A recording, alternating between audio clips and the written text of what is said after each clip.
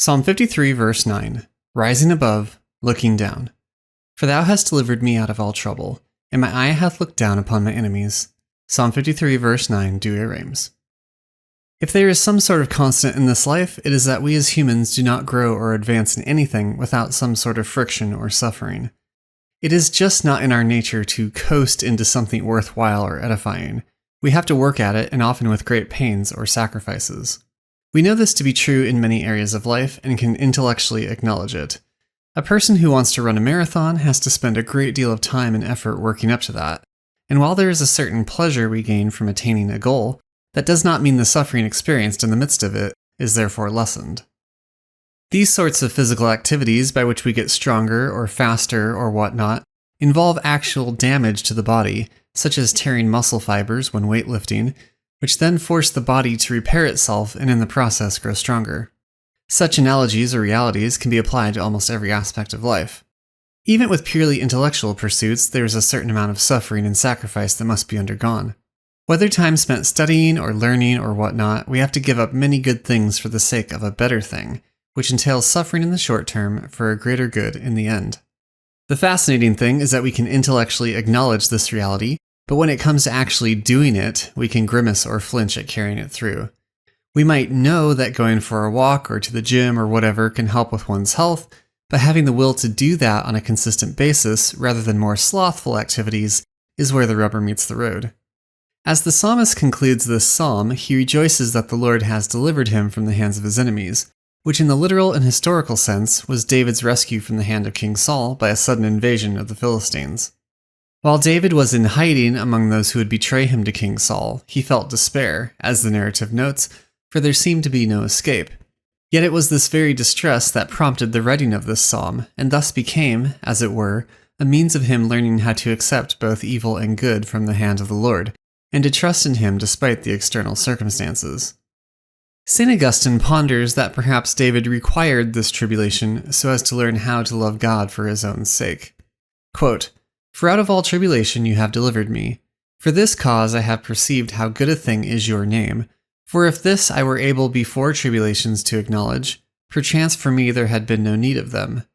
But tribulation has been applied for admonition. Admonition has redounded to your praise.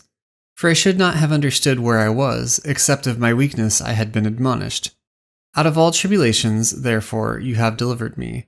And upon mine enemies my eye has looked back. Upon those Ziphites my eye has looked back. Yea, their flower I have passed over in loftiness of heart.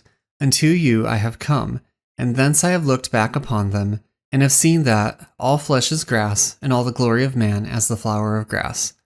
St. Augustine, Expositions on the Psalms, 53:11. As the scriptures say elsewhere, God uses tribulations and suffering as chastisement for those whom he loves, a form of discipline that, while unpleasant, trains us in righteousness and to avoid evil. Virtue and vice are habits, and thus within us are formed and strengthened by use. To have patience as a virtue can only obtain if we go through situations in which we exercise it. If we never had to have patience, we could never grow in patience. The same is true for the other virtues, and thus we should expect that if we wish to grow in virtue, God will allow us to experience tribulations in which those virtues can and must be exercised. The psalmist understands this. As St. Augustine notes, he would not have understood where he was unless he had to come face to face with his weakness. If we think of David's life, he had been anointed as future king of Israel, had defeated Goliath, and had already had considerable success as a general of King Saul's armies. Because of his victories, he was beloved by the people, which prompted King Saul's persecution of him. Any man would be tempted to pride at the worst, or at least in overconfidence in himself and his military prowess. But David, in his meekness, avoided this pride. Yet even in his humility, he still had to learn obedience as a son, and thus God allowed him to fall into this existential distress, in which he had no other recourse but to God. It became a test of his faith and love for God, much like how Job was tested. In his distress, David could have attempted to fight his way out, relying on his own strength and abilities, or perhaps have simply given in to despair. Instead, he chose to exercise his faith, to trust in the Lord and accept from his hand whatever he willed. He loved God for his own sake, and in the admonition given to him in his weakness arose to an even greater strength. We see this in the final clause, in which his eyes look down upon his enemies. This literally refers to his escape from those who sought his life, but, as St. Augustine notes, has a deeper significance in that the psalmist comes to a loftiness of heart. The Ziphites who betrayed him to King Saul seem to, from a worldly perspective, have the upper hand, the flowering that St. Augustine mentions throughout his commentary. But this flowering, since it is rooted in the goods and pleasures of this world, is fragile and fading, like the grass which blossoms and then withers. But the psalmist rises above the things of this world to fix his mind and heart on eternal things. That is why he is able to praise the Lord even in the midst of deep persecution in which there is no hope, precisely because his hope is not in being rescued in the body, but being redeemed in the soul. The temptation he faced was to take his eyes off of the Lord and to keep them on his situation and the seeming glory of those prepared to overcome him. Instead, he rose in loftiness of heart to higher things, and was in that manner able to look down upon his enemies. Quote, "As in a certain place is also said, I have seen the ungodly man to be exalted and raised up like the cedars of Lebanon. I passed by, and lo, he was not. Wherefore he was not? Because you have passed by. What is, because you have passed by? Because not to no purpose have you heard, lift up your heart. Because not on earth, where you would have rotted, you have remained.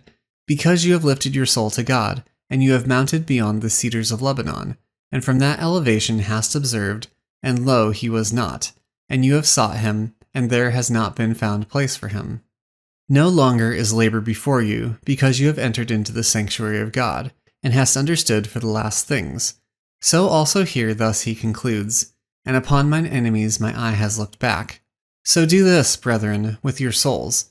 Lift up your hearts, sharpen the edge of your mind, learn truly to love God, learn to despise the present world, learn voluntarily to sacrifice the offerings of praise, to the end that, mounting beyond the flower of the grass, you may look back upon your enemies."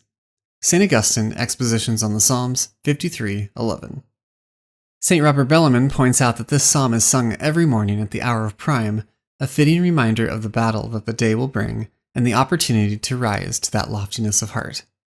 Quote, "This psalm is daily recited in the canonical hour of prime, in order that, in imitation of David, we may learn to strengthen ourselves with the arm of prayer against all our persecutors, at the beginning of each day, recollecting that all who wish to live piously in Jesus Christ shall suffer persecution."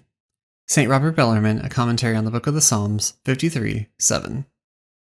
"For thou hast delivered me out of all trouble, and my eye hath looked down upon my enemies." Psalm 53, verse 9, Douay Rheims.